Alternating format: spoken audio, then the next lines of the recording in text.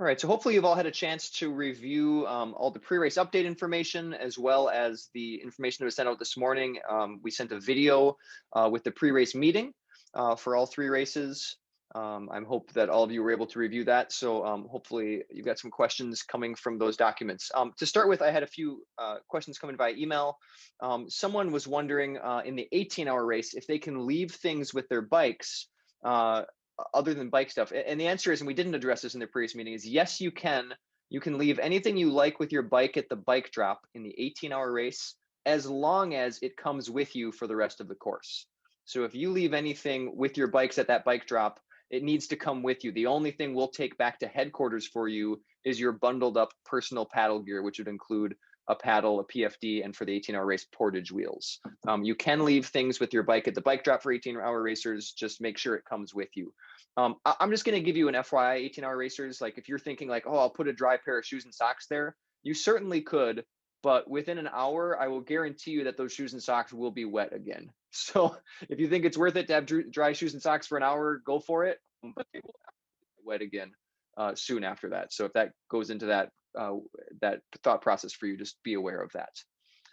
Another question was, must mandatory gear come with you on the paddle section? The answer is yes, you do need your mandatory gear for the paddling sections on all three races.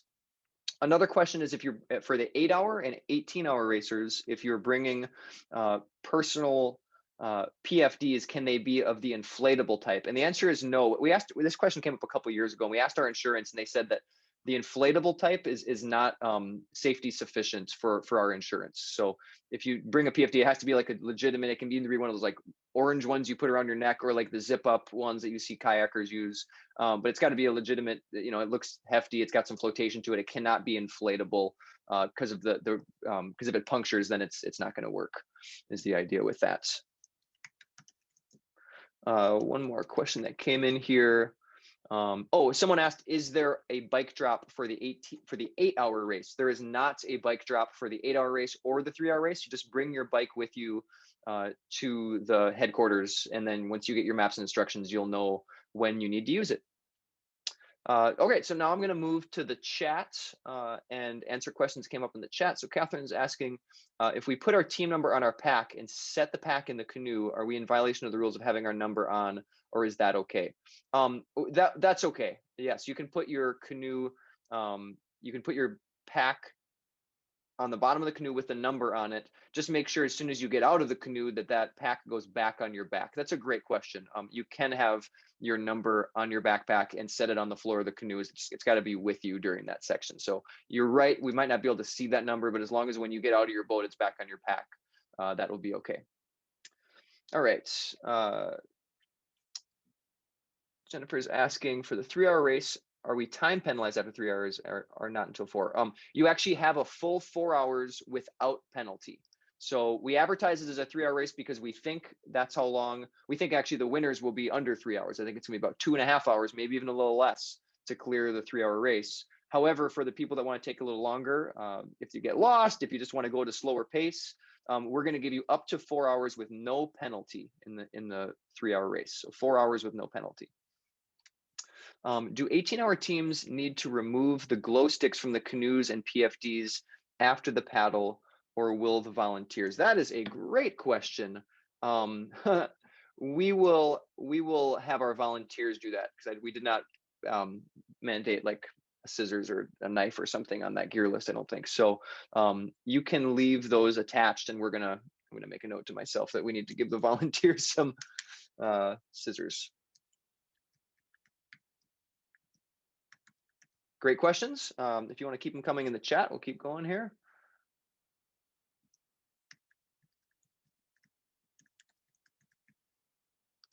All right, Max asks, can we change shoes between the trek and biking, and will there be a place to leave them in the 3-hour? So yeah, lots of teams choose to wear their biking shoes on the bike and then change them to trekking shoes. You can just, if you do that, you just leave your biking shoes right with the bike, as you probably will, like your bike helmets. Yeah, leave your bike helmet. Any of your mandatory biking gear can stay with your bike. You don't need like to wear your bike helmet when you're running around on the foot section or in the canoe section. And you would just, you just leave them with your bike. We'll have a volunteer to watch your bikes or a bike drop area when you get to different areas of the course, there'll be a designated area to leave your bike in the transition area, and you can leave your bike stuff, including bike shoes, there. That, just to clarify though, that does mean if you're going to do that, you're going to need to carry your trekking shoes on the bike with you. So you'll have to take your trekking shoes while you're biking and carry them with you if you're going to do that.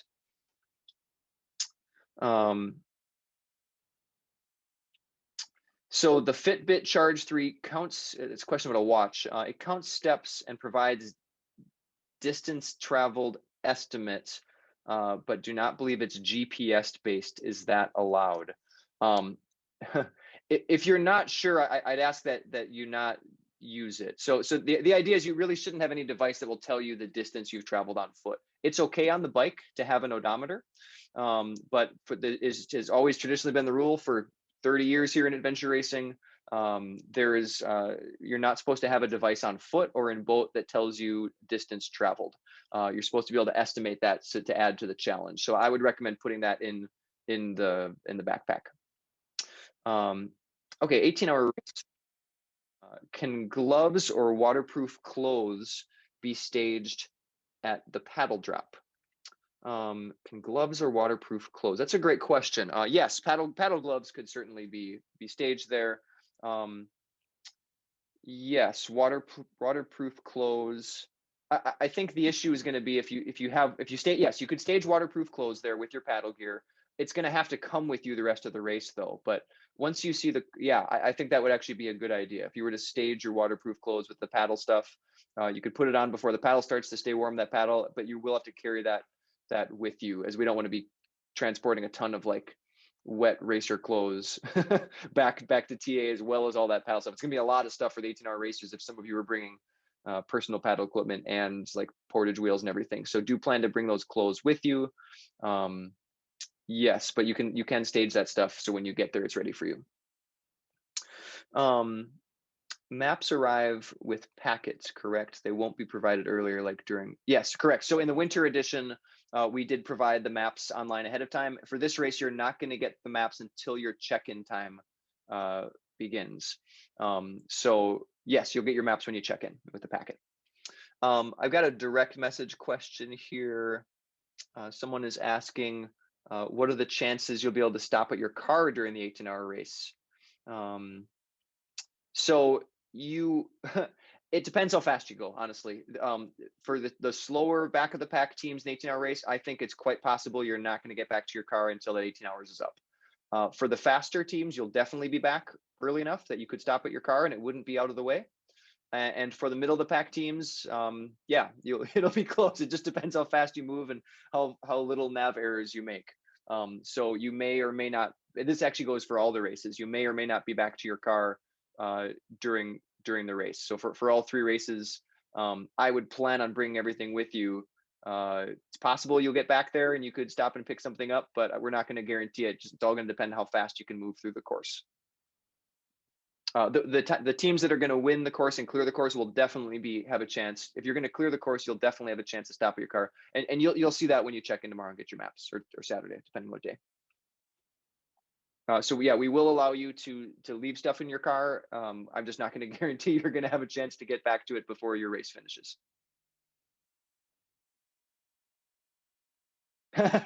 Yeah, nice, Bria. Yeah, will the winning? So it's a direct message, but so the winning teams will be serving coffee to the slow teams, but they'll have a chance to have their food and drink first, and they can cheer people on. I'm trying to catch the questions as they come in. I hope if I missed one from someone, just go ahead and post it again.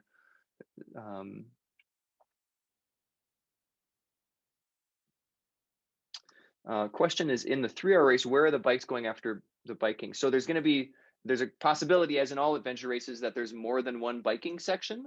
And in the instructions you get, it will tell you what to do with your bikes either after or in between every section.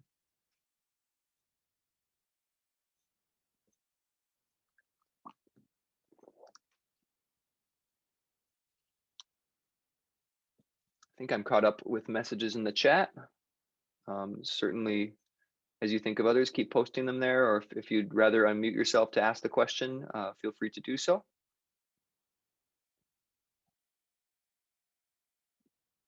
Great to see a lot of familiar names on the call, and great to see a lot of names I don't know yet. So welcome to Adventure Racing to all of you that are new to the sport.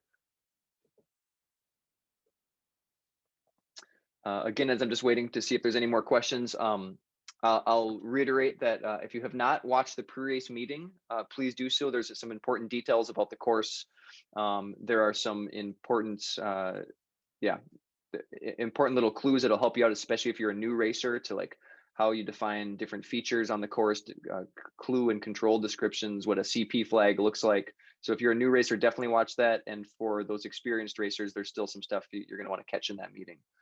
If you don't know it, I think YouTube should let you actually watch at like 1.5 times speed or 2 speed, so we sound like chipmunks. It's a longer video, so if you've been doing this a while, you can speed through that a little quicker by clicking on that one of those buttons in the bottom that lets you speed through and listen to it quicker. I found I like to do it with podcasts because I can get through twice as much.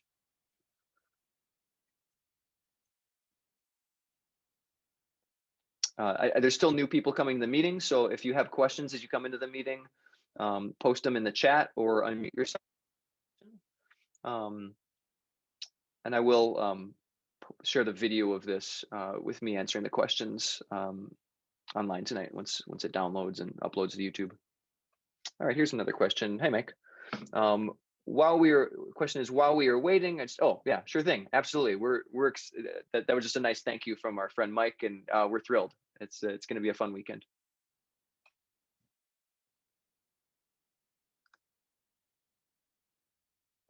It looks like the questions are slowing down. I'm still letting people in about 2 or 3 a minute. So as new folks enter the meeting, feel free to post any more questions to the chat. All right, here's a couple more questions coming in. When you were demonstrating the check-in with the electronic key in the video post, it appears that there could be multiple check-ins on accidents. Yeah, okay, so if you like, that's a great question, a really good point.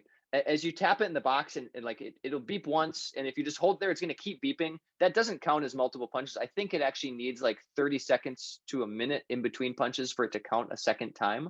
So if you hear it beep more than once, that just means pull it out as soon as you hear it beep. If it beeps like a few times, that's not a problem. It's just a matter of like, if you go back to it like a minute later and punch it again, then it's going to take up that extra space.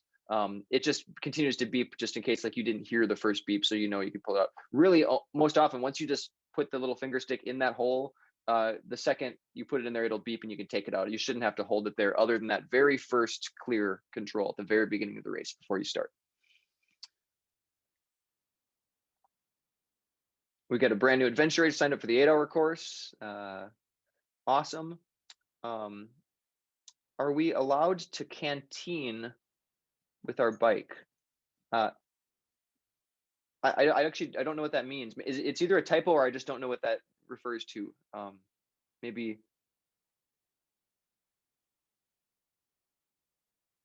Oh, to have a canteen. Okay. Yeah, you can leave like a water bottle, canteen, whatever you want with your bike. A lot of people have like bike water bottle cages. Certainly leave some water on there so you've got water through it. Absolutely. And then also, any concerns while wearing a chest belt to measure heart rate, calories for the race? No, not at all. Yeah, that's totally fine. If you have something, again, you just need to make sure whatever electronic device you have with you, if it's on your body and not in your pack, does not measure GPS and does not display that.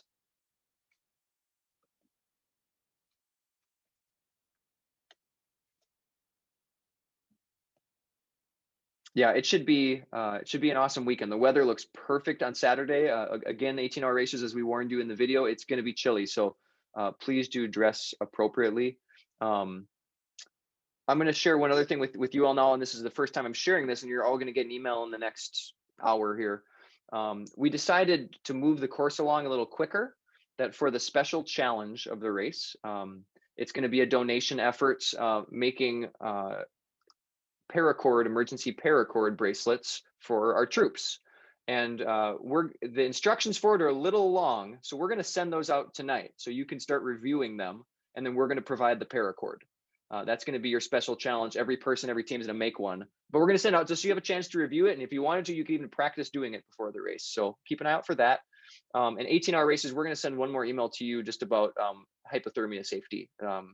and keeping yourself warm. So keep an eye out for that tonight if you're in the 18-hour race. Okay, another question coming in from Jared. For the 3-hour, can or should we get to headquarters area before our check-in time to get our gear arranged? Yeah, we'd absolutely recommend that.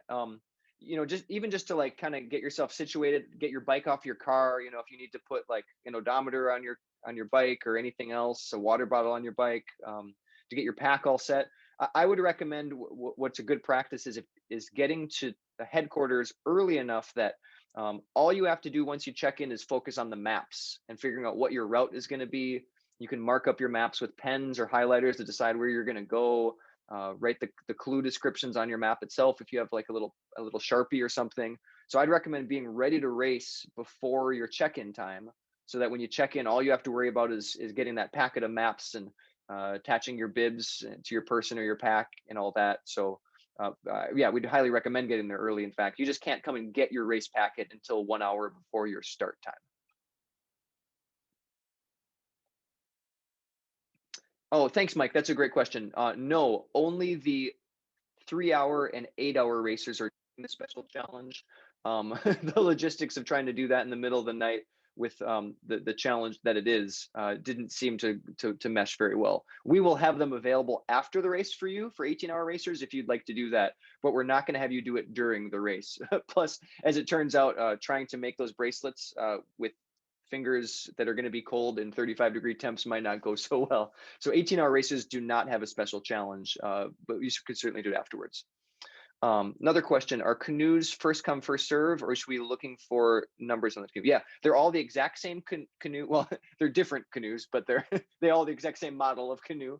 And they're not going to be numbered with team numbers or anything. You just grab the first one. The volunteer will actually direct you what one to grab. They're all identical canoes.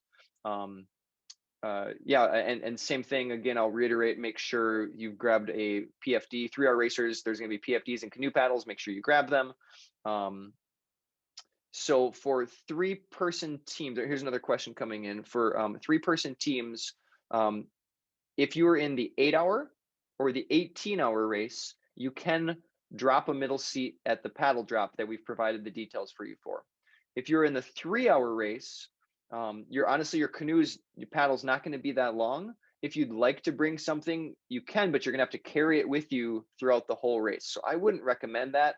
The canoe is short enough in the 3-hour race, the person could sit on the bottom or kneel on the bottom of the canoe.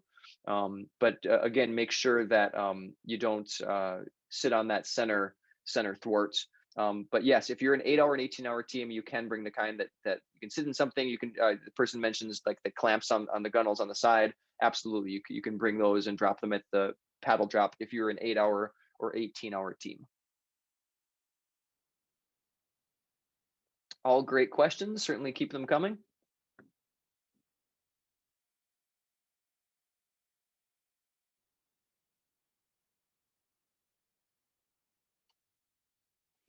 Someone asks about PFD sizes. I've been told that that they've got sizes to accommodate everyone.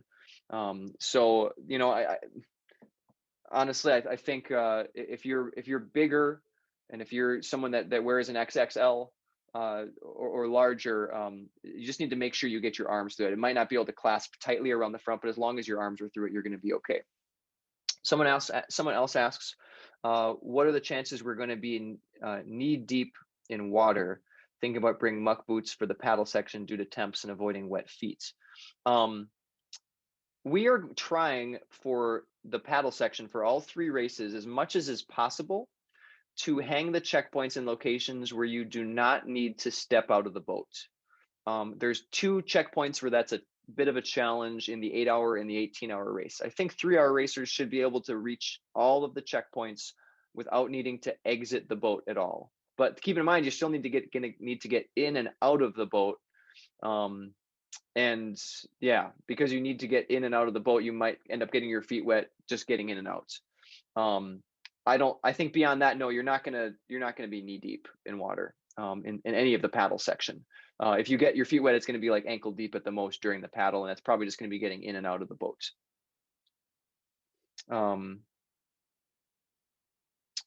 Great question. What is the best advice to give someone who's doing this for the first time? I think the two things I often tell first time racers that can be of a good benefit. One is take your time.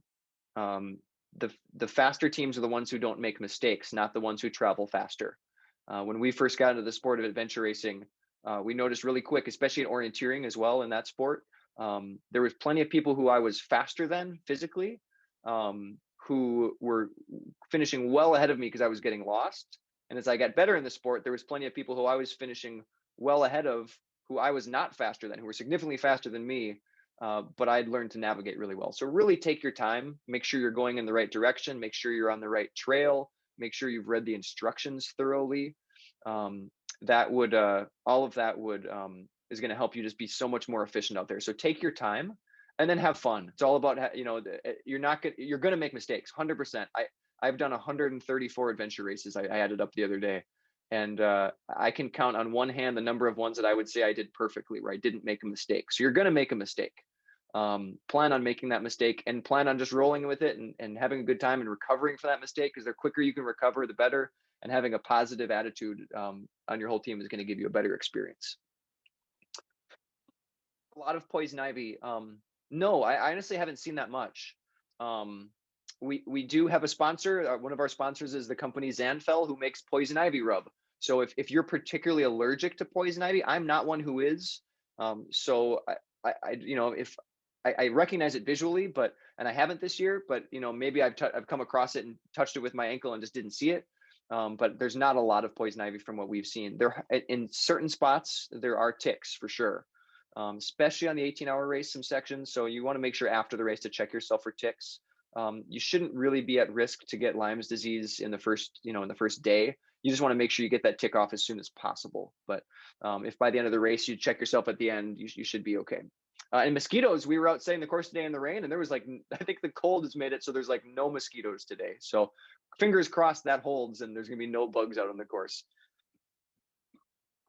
Okay, another question is if tire tube size is the same for two bikes on a team, will the team be penalized for only one? You should have two, because the issue is, let's say you're all biking through one trail, and on that trail I don't know, there was some kind of thorn or something just go right across the trail, and you both get flat tires on the back tire or something. You want to make sure you have enough to get your team to the finish line, and that's just a safety issue. We want teams to be self-sufficient getting themselves to the finish. So you need to have the mandatory gear, and we will have volunteers possibly checking for that or other items on the course that say, hey, show us this item, and you would be penalized if you didn't have enough for one per person.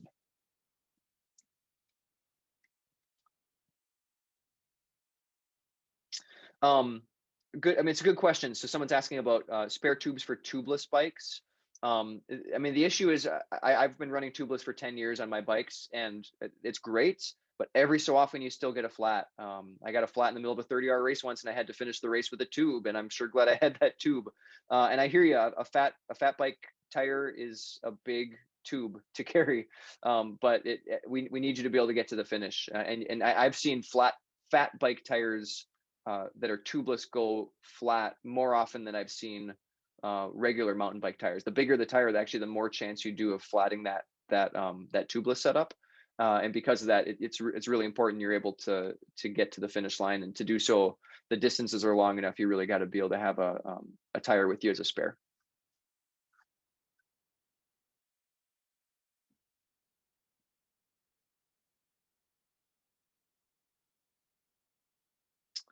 Okay, someone asked about having a phone out to take pictures. You should, or should we bring a separate camera? I know it's rare to have a digital camera at this point, probably for a lot of people. I still have one somewhere. I haven't used it in a while, but yeah, you should bring a separate. You should bring a separate device, or not plan to take pictures.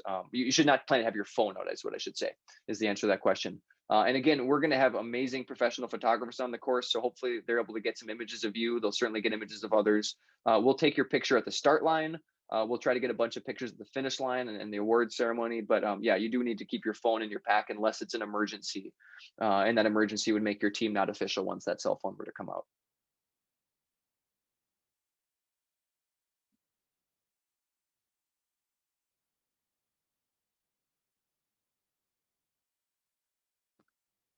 give another minute here just in case there's any more questions. Again, look for an email from us tonight yet with special challenge instructions. We'll also have you don't need to print them off. We'll have printed copies in your race packet when you check in as well. So you don't need to worry about that, but it's something we just wanted to give to you so you have some practice and you've been able to read through it ahead of time.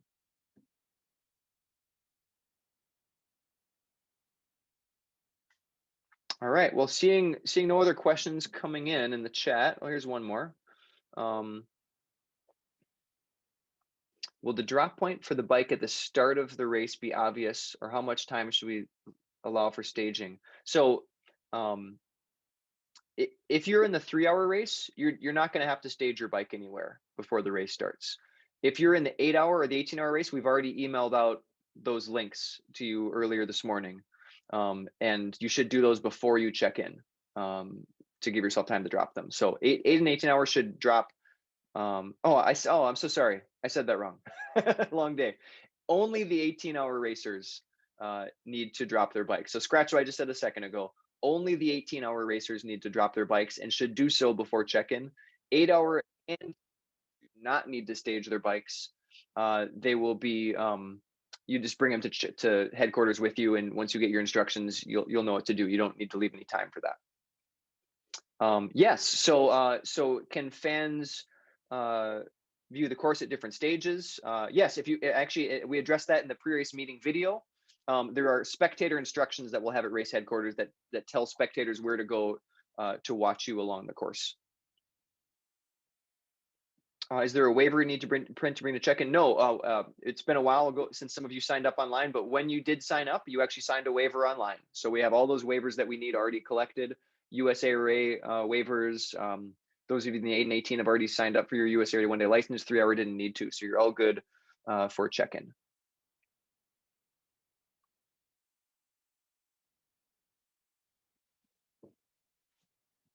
Awesome, great questions, everybody. I'll leave another minute just in case someone thinks of something else. Again, I'm still letting people in here, so if you're just coming into the chat or to the Zoom meeting here, if you have a question, post it in the chat. Otherwise, if that's not accessible to you, you'll need to unmute yourself to ask the question, and I'll post this this Q&A session to YouTube tonight if you didn't catch it right away.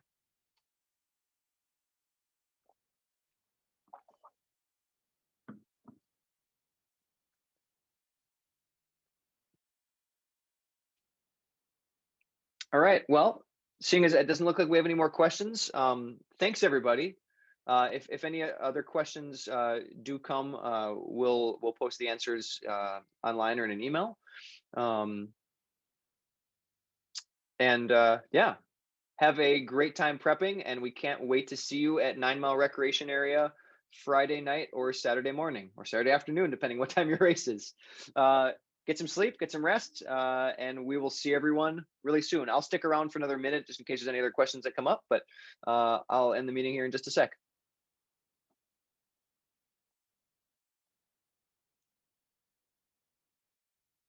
Hey, thanks, Kristen and Casey. We'll see you guys soon.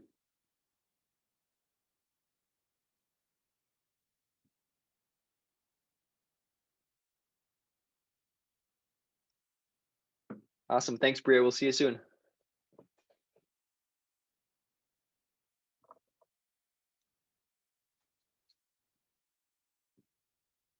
Thanks, Cal. Yeah, we can't wait to have you here.